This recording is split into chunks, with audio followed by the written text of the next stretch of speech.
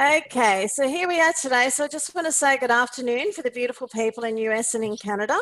And for those, for the rest of the world that are either in the mid-morning or mid-afternoon, welcome to the call. As always, this particular call for us is always really exciting, and we've got a lot of anticipation because we know that it's going to be something super special with Dr. Ken Pepperdine and also with Dr. Ron Boasema Sr. And today's topic, which I'm personally very excited about, and I think everybody else will be, is talking about, looking at when we're talking about testimonials, how we can actually maximize the information that we're giving. So that part of it's going to be intriguing. The other part that I'm going to be finding very, very interesting is to eating right, so that we're eating well, so that we're also going to be staying fit, not just what we see on the outside, but I'm sure it's going to be what's happening internally on the inside for the internal organs as well, just general fitness. But eating right so that we actually die well. And I must admit, when I first read this title, I thought, die well. It's the reality, but I would much rather die well and die healthy than to be dying a very painful death because I haven't looked after my system well throughout my lifetime.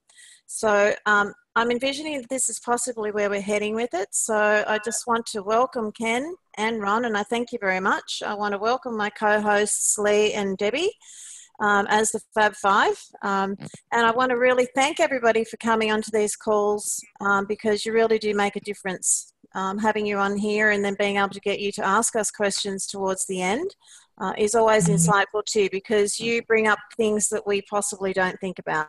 And then, of course, we get the benefit of sharing it thanks to Debbie's expertise. So I'll hand it over to both yourself, Ken, and Ron, and we'll get going from there. And thank you.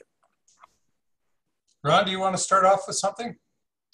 No, I'm going to let you start there, Ken. You're on a roll already, so I'm just going to sit back and enjoy.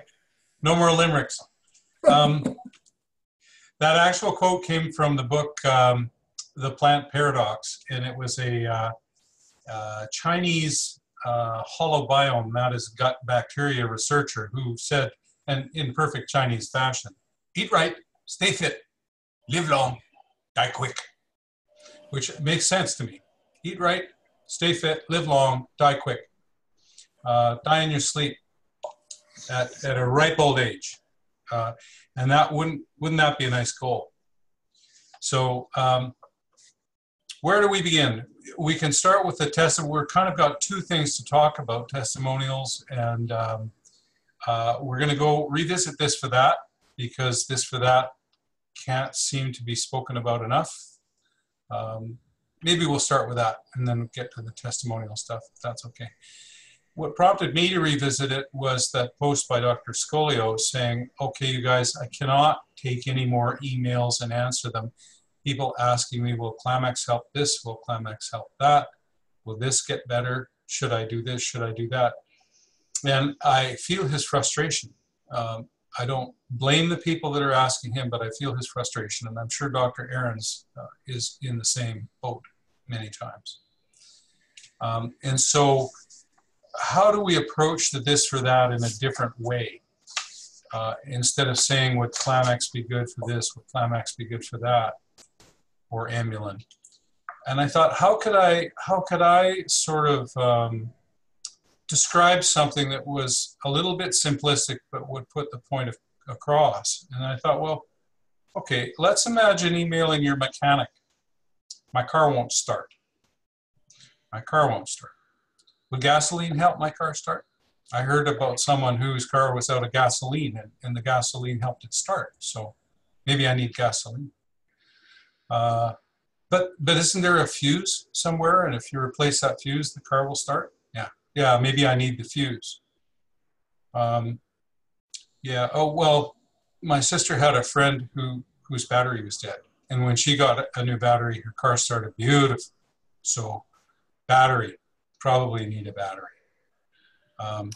Or maybe a new starter. I heard about somebody whose starter was not working and they got a new starter. But then again, I heard about somebody whose whole engine was gone and they were wrecked. They had to get a whole new car. So that, I tried to start my car and it wouldn't start, and then I realized that it's an automatic and I didn't have it in park, so it wouldn't let me start it. As soon as it put it in park, it started. So these questions, cars are simple. Human bodies are really complex. And the difference between these is that the beauty of it is the human body can cure itself. In my opinion, and I'm not sure whether Ron would agree, nobody cures the body. The body cures itself. Our job is to remove the impediments to the body curing itself. And when I hear, and that could go back to what we're going to talk to about testimonials. I really don't like to hear the word cure in that sense. And we'll talk also about how that's potential trouble. So, Ron, you got anything to add to that part? Well, just thinking as you're talking there, you know, I believe that there really are no diseases. And that's a pretty strong statement, but I've made that publicly many, many times. And then I shut up when I make the statement and let people kind of wag their tongues out there and say, haven't you heard about the American Cancer Society or American Diabetes or blah, blah, blah? So no, there aren't any diseases. There's dis-ease within the body. And we need to find out what that is. Is it a toxic burden? Is it a nutritional deficiency? Is it a hormonal imbalance? All of those things are really what we need to look at. And it's kind of like your car analysis. It's kind of the same thing. And we got to look at that big picture and analyze that. But we've not ever been taught to do that because it's not what the medical community in our culture today really is all about. They're about this for that. I just had a vision as you said that about somebody with a knife sticking out of their back and saying, would Ambulin help?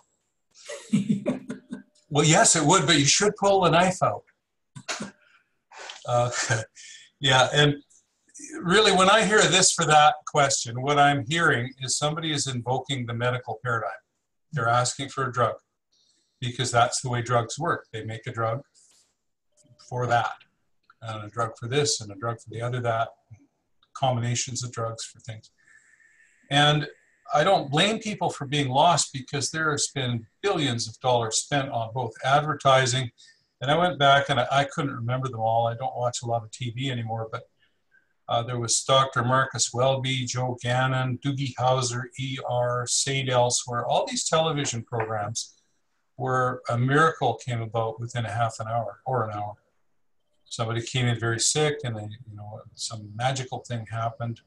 And at least in my world, things don't usually go that way. So the medical paradigm goes like this. Somebody has a symptom or a complaint or an abnormal finding, and they label it. They call that a diagnosis. Now, a lot of people take that diagnosis and run with it and say, I've got this. Now, when you look up diagnosis and the accuracy of diagnosis, you'll discover that, and this is according to JAMA, Journal of American Medical Association, most physicians rate themselves about 6 to 7 out of 10 being satisfied with the quality of their diagnosis. Successful diagnosis is 55% for easy cases. Where is it? 6% for hard cases. So accurate diagnosis, if you average it out, is 31%. So about a third of diagnoses are correct.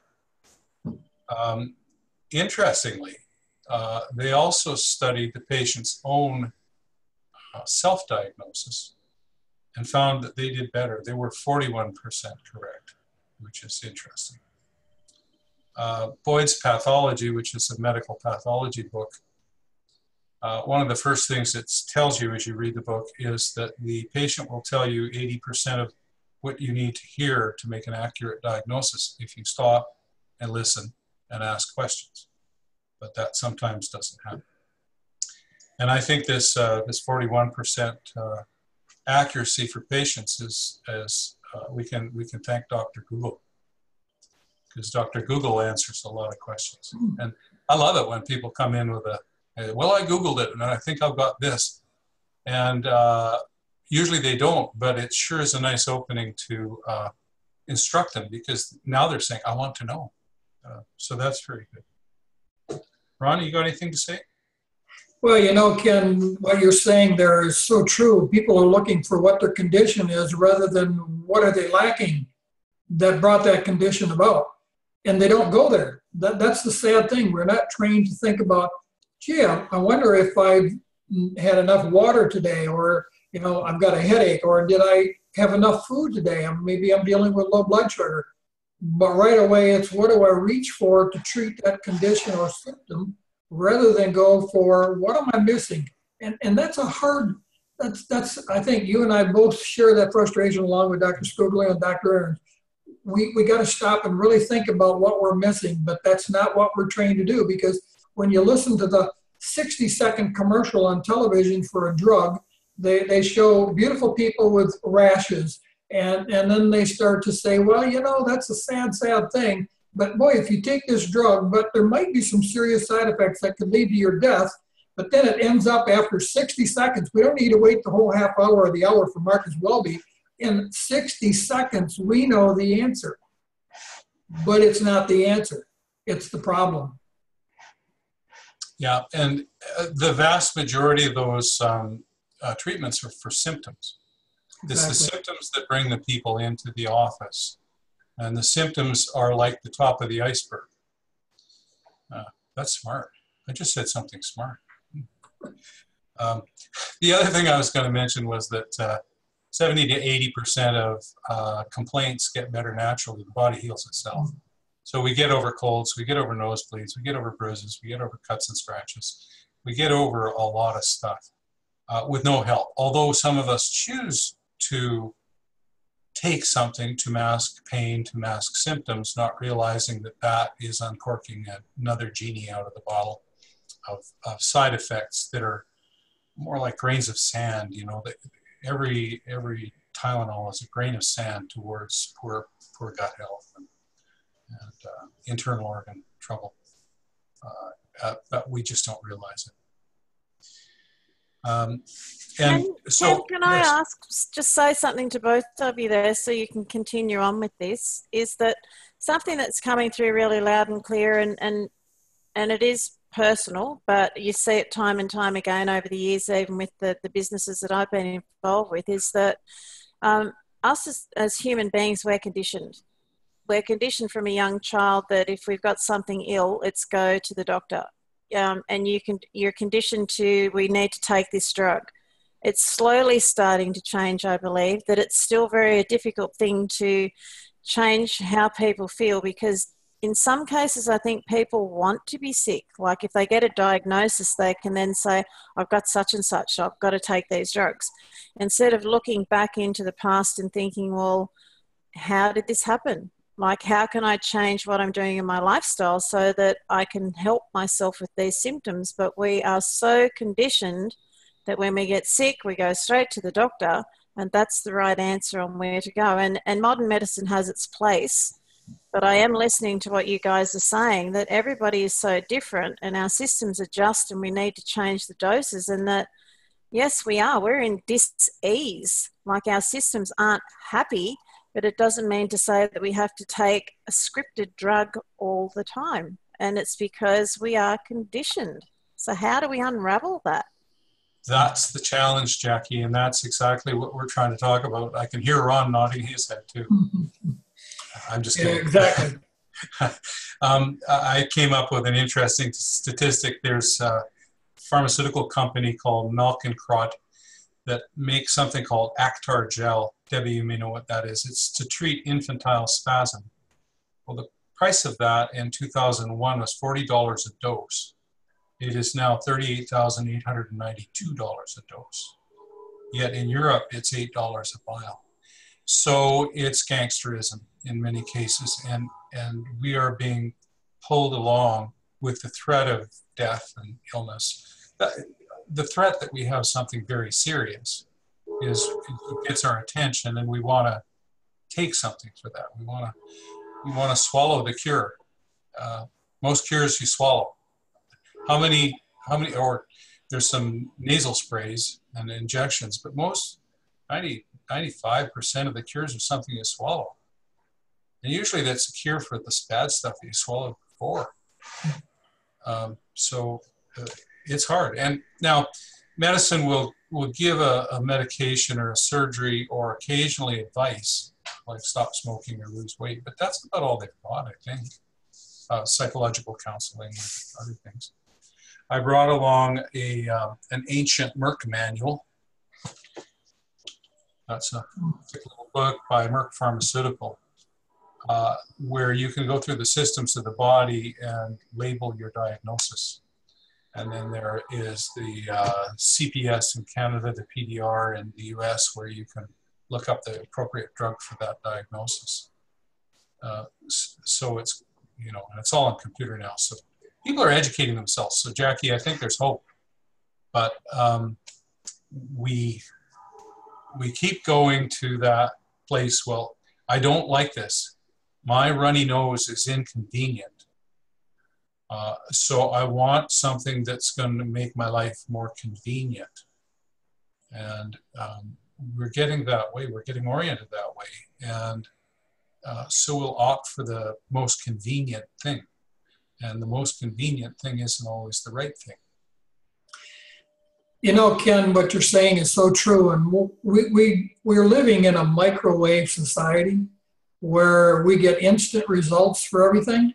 You know, when I grew up, there was no microwave. There was no phone that was cordless. I mean, there was a phone on the desk with a 30-foot cord that you could kind of watch the kids while they were being naughty while you're on the phone. But now you got the power of the computer in your hand. So, and we get this thought process, and we've been trained to think instant results. Now, very few things give you instant pleasure. There's a few, but most of them take time. A good marriage takes time. You know, many things just take a whole lot of time, and we're so used to, if you have a headache, take a Tylenol or an aspirin and the headache goes away. You think the problem is solved. You haven't solved anything. You've just masked the symptom in the first place. So we got to go back to find out what it is. And I think so many people continue to, not only this for that, but take it as a medication for an instant result. And if they don't get it, they stop taking it. So then they never get the benefit of what nutrition can really do in their body. And that's where I think we have to, and where we fail, I don't know if fail is the right word, but where we're not making it clear enough that it's just not one bottle, one day, you know, we get these great, great stories and testimonies that in 4 days, this disappeared. Well, then everybody's expecting in 4 days, a condition like Jackie's had for 52 years is going to be gone overnight with taking Emulan or Climax. That shouldn't be expected. And I think when we give our testimonies, we need to be thinking about that and not being, and I'm guilty of that as well, because I'm only telling my story, but that's not everybody's story. You know, I can take, and I heard Brett Gurney on a Facebook page just the other day, yesterday I think it was, talking about his own testimony, and Brett's in good shape. I'm in good shape. I've lived a good, healthy, clean life. I can take a lot of supplements and never feel the difference. Never feel any different. But I know, because I'm educated enough to know what they're doing in my body, to feed my body, so that I can live a healthy, productive life way into my 70s and 80s and who knows where beyond that, and do it in great style. But that takes education, takes commitment. You know, we use this 4 words: eat right, stay fit, live strong, die quick. But the first 3 need to be consistent. Because if you're not consistent, most people are not. They're going to take this for that for a day or 2 or 3, maybe a week, maybe a bottle or 2 bottles. And then if it isn't happening for them and they've had serious problems for the last 40 years, they're expecting a cure when we're really trying to build health. So that's the frustration that Ken and I and most people in the wellness industry are all about, is how do we get that thought process changed? One of my favorite guys, Dr. James Chestnut, and I might have spoken of his analogy on one of the calls prior. Sitting in one of his lectures, he had somebody turn off the lights. And so we were all sitting in the dark. And he said, okay, this is disease. Disease is darkness. how do you take away disease? How do you remove disease? The only way to remove disease or darkness is to add light. The only way to remove disease is to add health. And that I shiver when I think about it because it's so fundamental and basic. We have to add health. Now that when we use a pharmaceutical product, we're putting something very powerful in our body. When we use a nutritional product, we are spoon feeding it. We're giving it a trickle of what it needs. And that trickle has to build up, especially if we've gone a long way down the wrong road. It takes the body quite a while to begin to work with what we've got. For the fortunate ones, they've been doing everything else right. And this, one of these products is the last piece of their jigsaw puzzle. And I don't blame them for celebrating because it's a long road to health. And when you find that thing that really lights you up,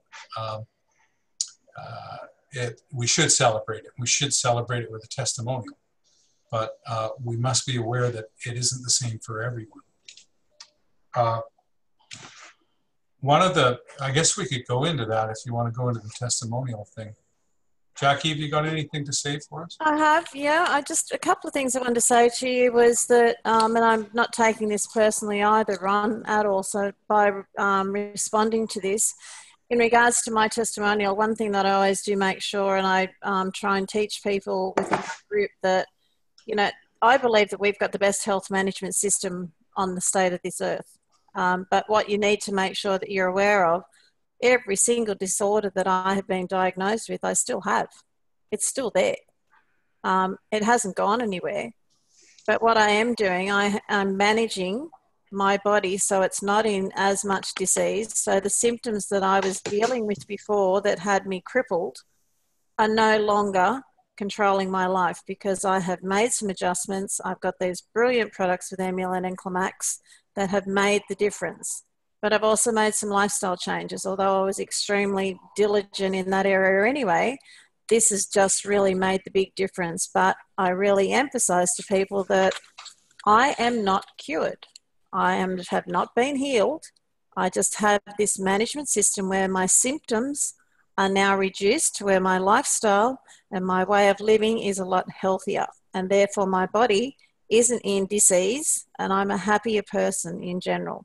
But I have got a question here from Lucinda, and Lucinda wanted to ask both of you, when we're talking about dis-ease, she believes exactly what you're saying, like she's in agreement with you, but what are your thoughts in regards to the effects of stress and how much of an impact that has on the immune system? It's a killer. I did a research residency into it, and people so underestimate it. Stress, we're designed to function under stress, but we're designed in a primitive mode where something chases you, you run away. If you're successful, you hide in your cave and you recover and you rest and you sleep. Now what we have is chronic stress. And the important thing, Lucinda, is that it's not just your boss, it's not just your spouse. It is the things in the air, the things in your diet, the chemicals that you put on your body. They're all stressors. And we're living in a very toxic environment, stressfully toxic, interpersonal toxic, tweet toxic. The suicides that have spawned themselves among young people who are tweeting out how wonderful they are, that they're isolated. There's a horrible stress that goes with the isolation of not having a pack of people around you. So stress is endemic and it's killing us. 100% it is. I've got a daughter who said, I don't care what I die of, but when they name the disease, put on the gravestone, stress killed me. Yeah. Because stress constricts. And one of the things, Ken, you can probably talk a lot about this too, but the things that people do to relieve stress can be really quite simple. I mean, we're dealing with a lot of stress daily. We all do, and how we deal with it is really an important factor. Exercising, I think, is one of the, prayer and exercising are, I think, two of the most important things we can be doing. We can feel really, really stressed about a situation, and we'll say to each other, Donna and I will look at it, let's get our walking shoes on, let's go. And we'll take a walk. And we may have been walking, like today I've walked 4 miles already. When we're done with this call, it stays light till 10 o'clock. I might just go for another little walk, because walking is such a great stress reliever. I can't say enough about what walking can do for the body. And I've been doing this for 48 years now of consistently walking. A little quick story about, and it's a testimony. The last time we gathered here on a Wednesday in June, I had just experienced, and I was really mentally out of it that night, so I apologize for anything I said that was not up to what I think is par, because I was in excruciating pain with a pinched sciatic nerve in my low back, and I could have used Kim to do a little adjustment in me, because, boy, things were pretty bad, and they were bad for like 3 weeks, where getting in and out of bed was excruciatingly painful. In fact, I didn't think I'd be able to stand up getting out of bed. It was so bad. And I've had this before. But what I kept doing through all of it is walking, you know, and loosening those muscles up, because my muscles have memory and they know what's good for me, and releasing that stress in my body, which was, when pain is there, there's stress there, and you can strip, you hold yourself differently, you walk differently. Today, I walked 4 miles with ease, and I did it in an hour, and I'm back to normal after a few short weeks. Years ago, this took me down for literally about 3 months. Now, there's a testimony for what I upped my Emulant to 2 of them 3 times a day, and I doubled up on my Climax. And boy, I'll tell you, I recovered much, much faster, even at 75 years of age. So, you know, it's just truly amazing what our products will do, given that you take them long enough, consistently, and add a proper diet, proper exercise, proper elimination, which is so critical. I've got a book autographed by Dr. Bernard Jensen, Eat Right, Be Clean, Come Clean. Elimination is critically important, and so many people are so stopped up, and all those toxins are not releasing. And when I wasn't walking a whole lot in the beginning because I was in such pain, that system of elimination slowed down, which made things worse. So, you know, you really have to understand it and then know what to do about it. And I think teaching people that can be the biggest thing we can do as IGALN members in this whole community of helping people be healthy. You can be stressed by a thought. And that's where, in that health pyramid, we talked about mental hygiene. We all know people who dwell on the bad things. They dwell on what might happen. They're living in the future. They're full of anxiety. Well, you have an anxiety-producing thought that causes you stress. What that means is your adrenal glands have squirted out some pro-inflammatory corticosteroids and some other hormones that prepare you to run away from that problem. So you just imagine something and then have the stress response to it. Problem is, you can't suck those hormones back in. You've got to deal with them. They're floating around in your system, and if you keep focusing on that stuff, you'll keep loading it up.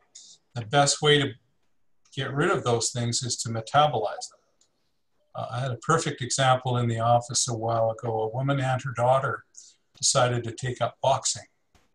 And she said, I love it. I can't believe, she was quite stressed from work. I can't believe how good that is. And I said, you're burning off your stress hormones. And psychologists have studied it. And in those activities where you actually get to hit something, that deals with your stress hormones faster than anything. So exercise is fundamental in a stressful world.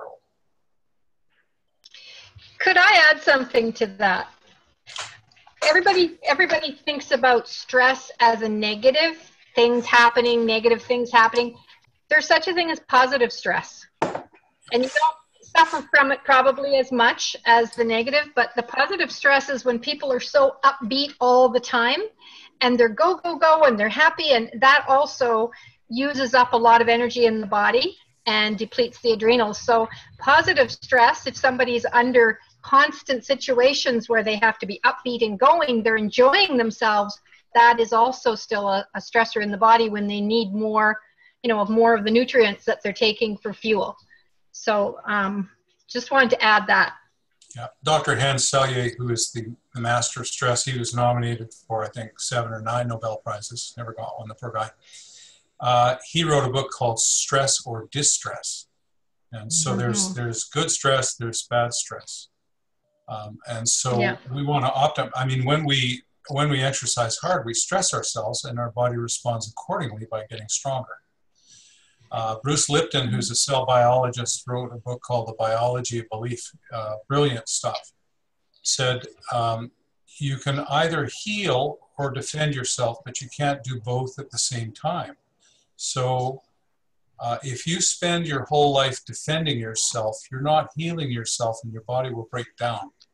And that's what excessive stress is or distress is.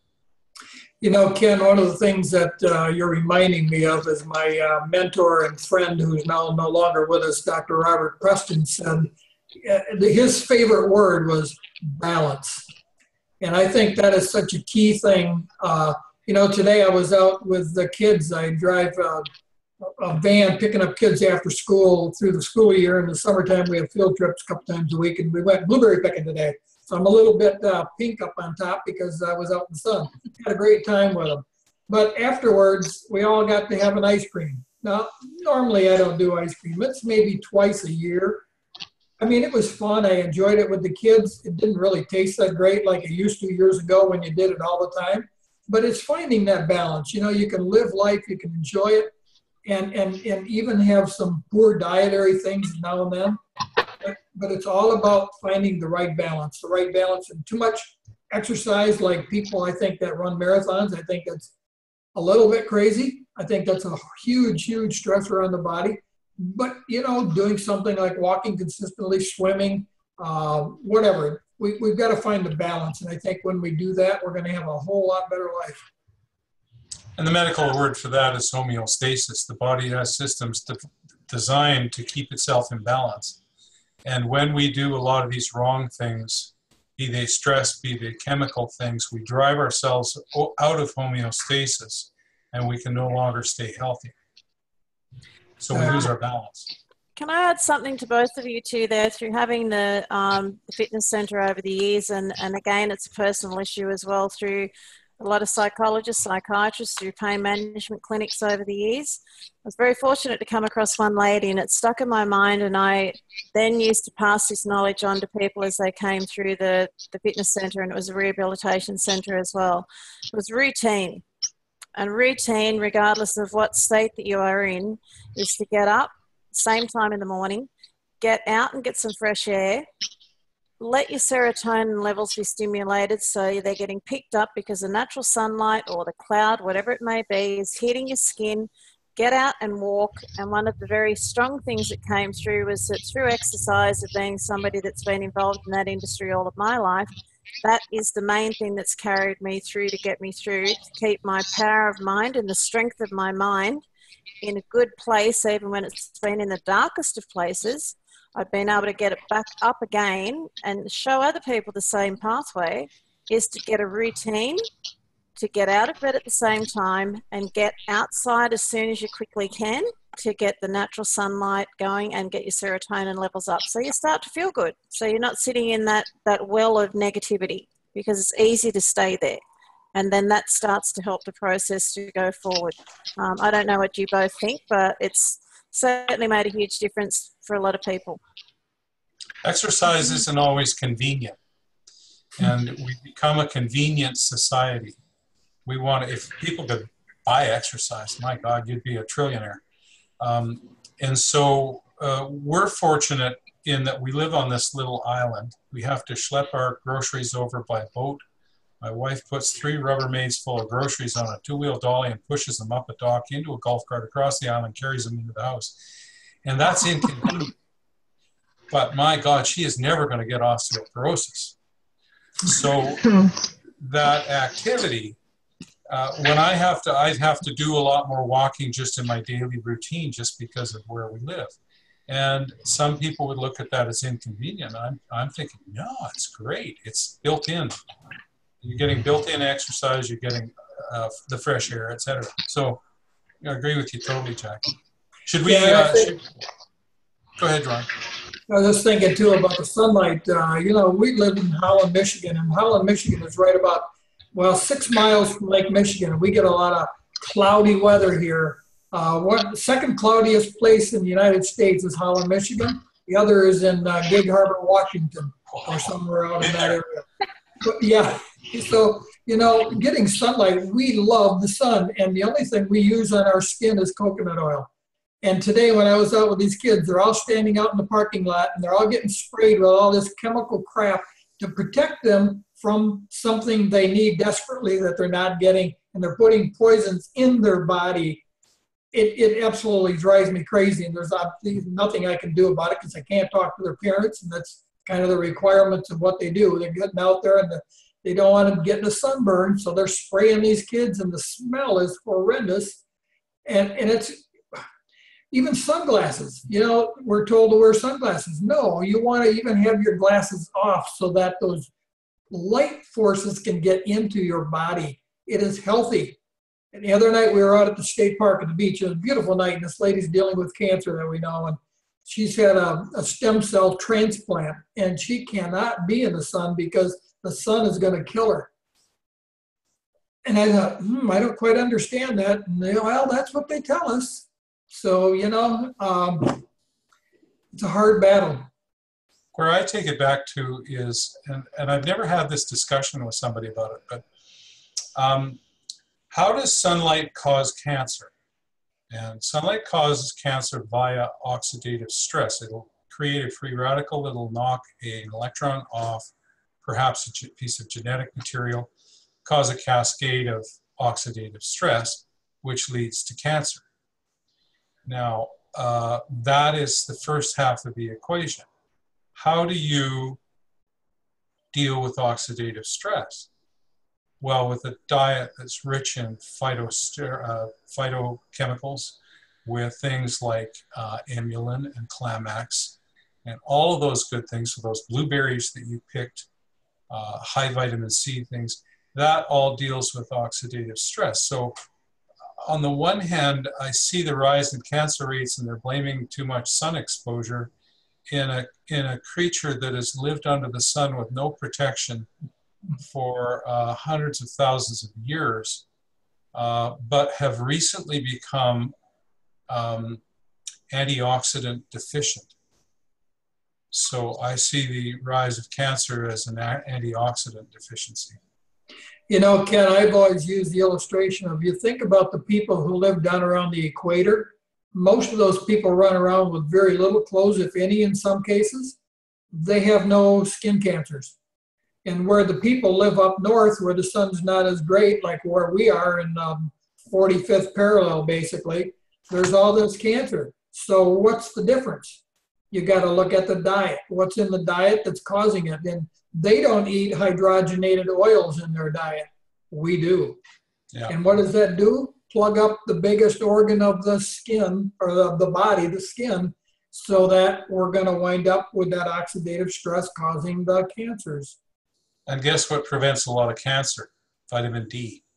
Yes. So you cover yourself up, you don't make the vitamin D, you're kind of spinning in circles. So they put it into food in a synthetic form so that we get it now. Yeah. The half-truths are killing us. Yeah. So testimonials, let's move on. This got depressing. If you don't mind me, just I'll carry on with a couple of things that I wrote down. And I think I've spoken about it before. When Dr. Gluckman introduced me to amulin, now I've been introduced to pushing 100 different products brought in by hopeful patients. Want to have a doctor on side. And what I always said, I wish I'd have kept the pile, because it goes back to cassette tapes. What I always say is, I'd like to see the science.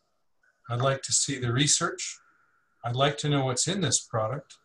I'd like to know what it claims to do. And I'd like to see some proof that it does that. And I don't really want to hear how a tumor fell off somebody's arse in Topeka, Kansas.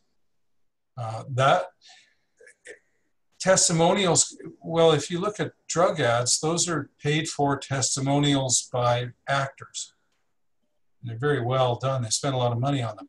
So we have to be careful with our testimonials. Now, I think they're wonderful, and especially when you know that person and you can give a little bit of background on that person. And one of the things that happens, though, is when we have an extraordinary result, we get very, very excited. And our profession, we're called quacks for that reason. And a lot of other professions were called quacks for that reason. The guy who founded our profession in Davenport, Iowa, was a magnetic healer, and he had a deaf janitor. And through writing on paper, he asked the janitor how he became deaf. And the janitor said he moved wrong and his back made a noise and his hearing went. So this guy looked at the janitor's back and saw an unusual bump and just gave it a mighty shove. It made a crack and the guy got his hearing back. And D.D. Palmer, who is this guy's name, said, well, this is better than magnetic healing. I can cure deafness. Well, he had a case of deafness get better. But then what happens to a lot of people is when they get one great result, they want to broaden it out and say it does that for everyone, and it's not like that. It doesn't, those things don't happen. I know of cases of blindness that have been turned on with chiropractic. I've had projectile vomiting, bleeding from the colon, people who couldn't walk, all kinds of things get better with my care, but not everyone. Not everyone. And I've said to some patients, it's like panning for gold. Most of the days you get small rewards, and every once in a while you get a huge nugget. And so testimonials, I would like them to convey that, because they run the same risk. If you tell people how amazing it is and cherry pick the best of the testimonials, they're going to set up a very high set of expectations. And when they don't get those results, they're going to go, well, this is just, it's all hype. And so that's the downside. Anybody else got anything on that? I would agree with that 100%, Ken. Yeah. I just honestly think that it both can and run, like with where you're taking it, and it's a really good thing to bring this up, because sharing testimonials, if you've got a page set up, is to ensure that you know that person, or if I know that Debbie's got a testimonial that she shared on her page, that before sharing it, that I would make sure that if I was questioned on that I could go back to that person and say, well, I know, I can guarantee that this is the case because, so that you've got a reference system in place. I think that's the big thing to make sure, and as I, Gail, have done, is to ensure that we keep confidentiality in there, but also to make sure that we tell them that this is that person's personal experience, and this is that person's personal results that they have had. This isn't I, Galen, telling you what's happened. This is this person's individual experience that they've had. And I think that's the big thing that we've learnt over the 15 months, 16 months, is that we ensure that this is the person telling their story, and make sure that we have the credibility of being able to have the resource to go back and have a reference to it. True. The other thing, I'm reminded of another good doctor that I studied with, Dr. Bernard Jensen. He says there's a cure for every disease, but not every person will be cured. And I think that's really true too. And a lot of that is right up there. I think you can think yourself sick and you can think yourself well. And I think a lot of people think themselves sick. I've got a family member who will not be named, who gets everything that everybody else has so that she can talk about it and brag about it. And then there's people who can be in a lot of pain, you'll never know it, and get through it and do quite well. So, it's a mental attitude that I think a lot of people need to change. And if we can help them feel better because we're getting some nutrients in their body, get them to exercise a little bit, get them to move a little bit, get them to drink more water, the body's going to do what it's designed to do, and they're going to feel better, and then their attitude will change. And then when their attitude changes, their body will feel even better. I know that just by walking, first few days of this thing was like around the block, and I felt better. So then I went 3 blocks, and I know I had to do this. Now, it wasn't comfortable all the time doing that, but it was something I know that I had to do. And I think we've got to get that through to people. We got to make the mental change in people. They have to make it in themselves. We got to give them that attitude. We have an opportunity, and I haven't fleshed it out perfectly, and some of you may find it simply semantics. We can bookend the this for that. So somebody wants this for that.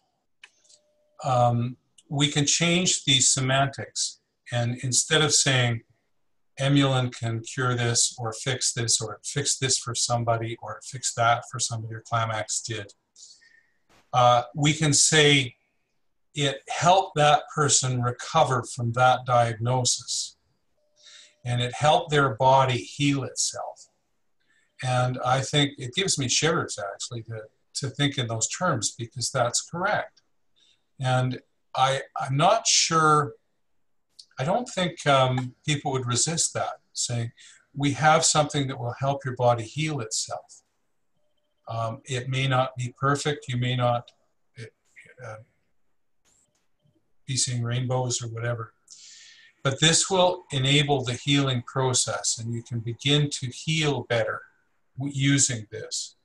And instead of saying Emulin cured my aunt's diabetes, we can say Emulin, my aunt had a diagnosis of diabetes and she's doing much, much better using Emulin. So it's just simply a semantic point. I think a term we can probably use too is my body is definitely functioning better because I've given it the raw materials to allow it to function the way it's intended to. Yeah.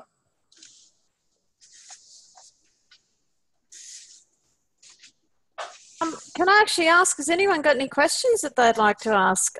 Debbie or Lee, is there anything that you'd like to add to this primarily before we ask anybody else?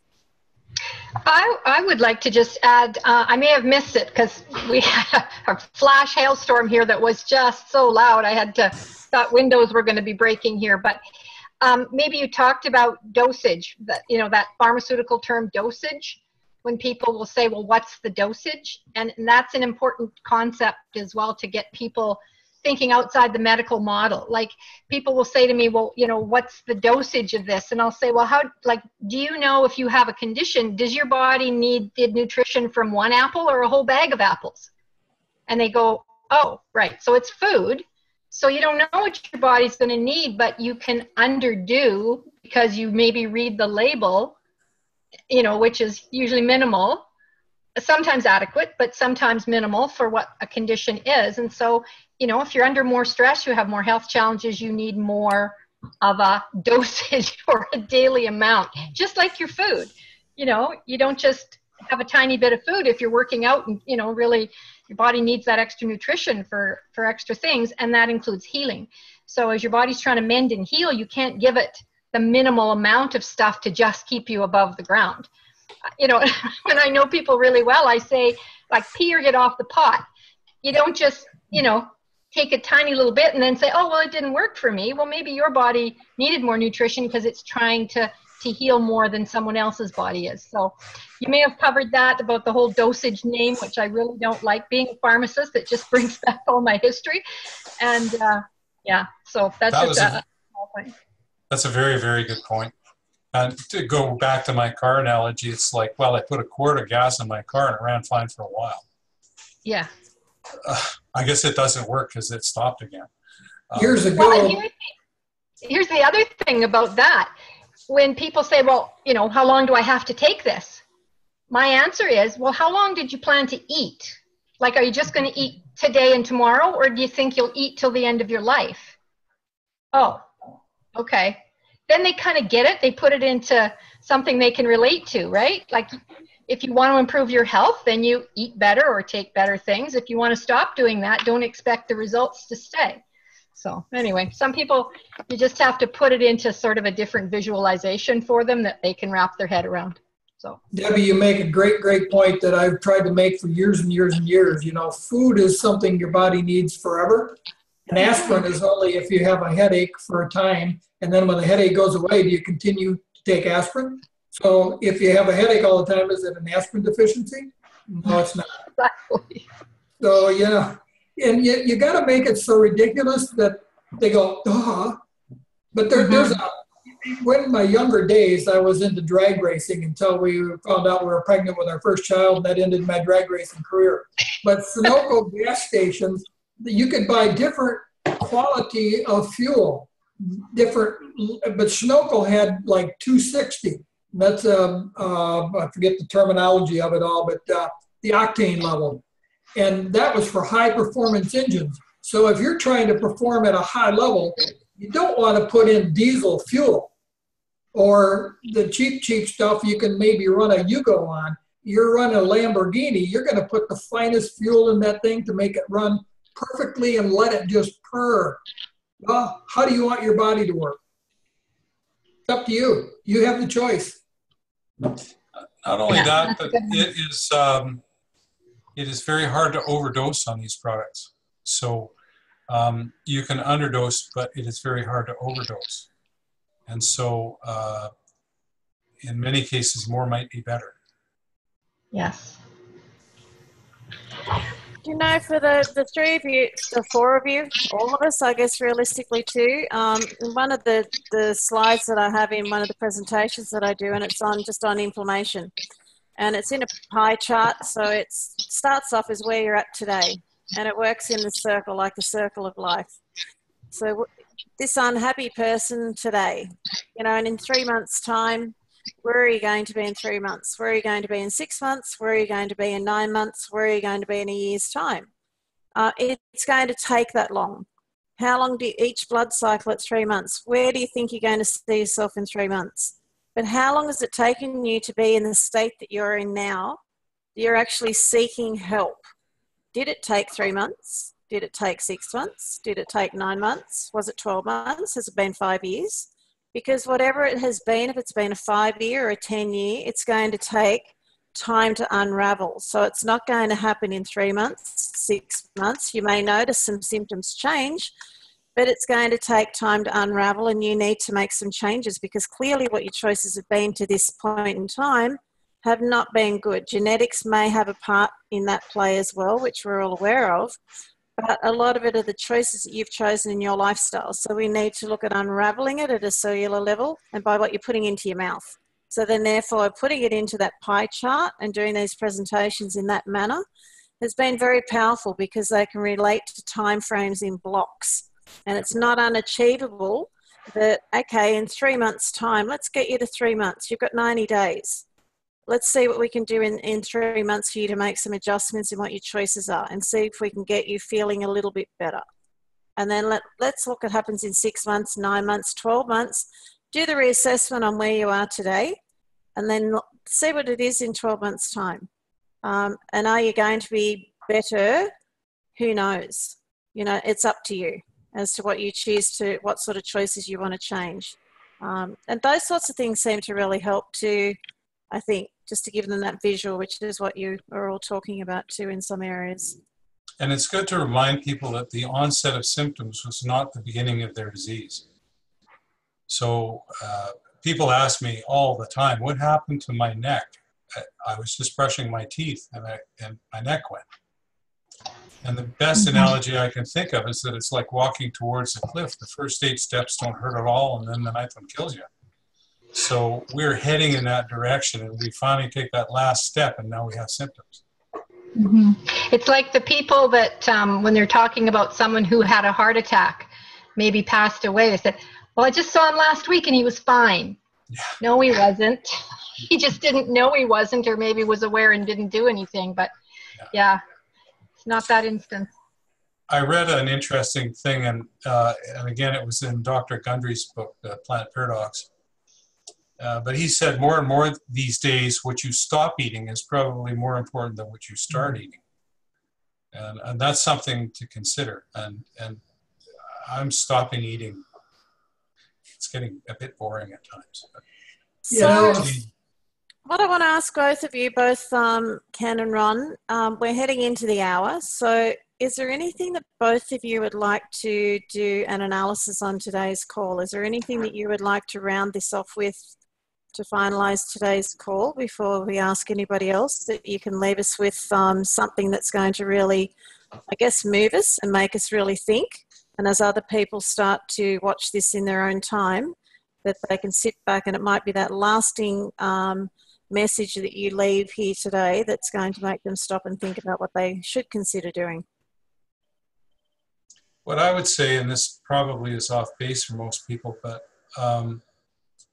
we have to take joy in this. This has to be a happy process. And I'm forever quoting G.K. Chesterton. He was an English author who said that the reason that angels can fly is because they take themselves lightly. So we should not be taking ourselves too seriously in this process, and we should enjoy the process of discovering our health. And I would say whatever you put in your mouth is either building your health or destroying your health. And you need to think about which it is and make that decision for yourself. Well, I don't know about the rest of you, but I know both of those two statements just right there and then really make me sit back, and they resonate in a lot of areas in my life and a lot of areas in my family and my friends. And has anybody else, and I really thank both of you, because the insight and the knowledge that you both bring, you give it a sense of ease, you know, that you're able to actually explain things that it is so easy to relate to. It's so simplistic. Although there's a lot of science and technology behind it and a lot of wealth of knowledge that you both have gathered over your 21 years of age that you've been doing this for. But, you know, it's just amazing that we're able to, and it is only 21, come on, you feel 21, don't you, realistically?